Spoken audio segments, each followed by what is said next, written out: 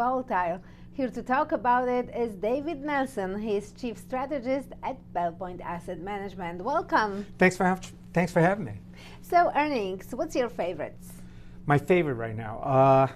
There hasn't been a lot of favorites. Actually, it's been kind of a struggle since the start of earnings season. We saw that kick off on Friday with JP Morgan, a lot of the banks. And I think probably the problem for earnings this time around is that expectations were just so high.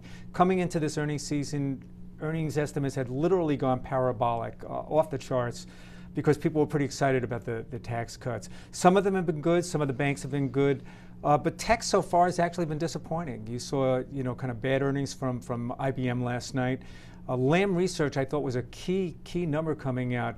Although they beat the bottom and top line, they guided to poor shipments there. There was a shortfall there. You're seeing all the semis fall off in the face of that today.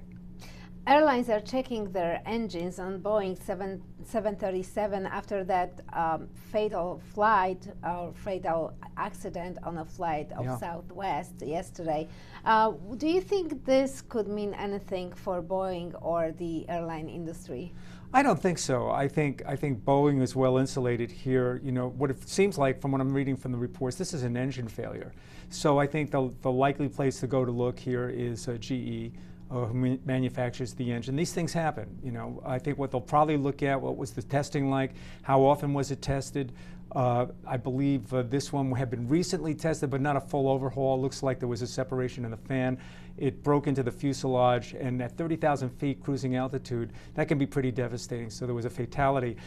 Kudos to the pilot who just did an extraordinary job bringing this plane in. Apparently, she's a former naval pilot, one of the first women fighter pilots out there. She did a great job. I read the transcript of the event, and kudos to her. Tesla. Yeah. Tesla says they are ramping up production of Model 3. What do you make of that? This is not the first time he's ramped up and made some pretty bold moves here. They're actually trying to go 24/7. Elon has a real habit of talking a big game, but they seem to fall short when it comes down to the actual deliveries. I think most of Wall Street believes they're going to have to come back and do an equity raise this year. He's trying to dissuade that they don't have to do that. The shorts are pressing hard on this name. It's certainly a fabulous vehicle, fabulous car. But I think it's still questionable whether or not they're going to be able to turn this thing and actually make it profitable.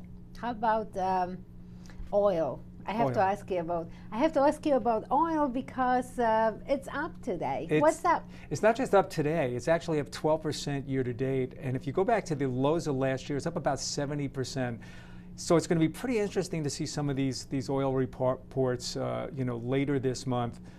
I'm kind of surprised by it, actually, that oil has been able to hold up here.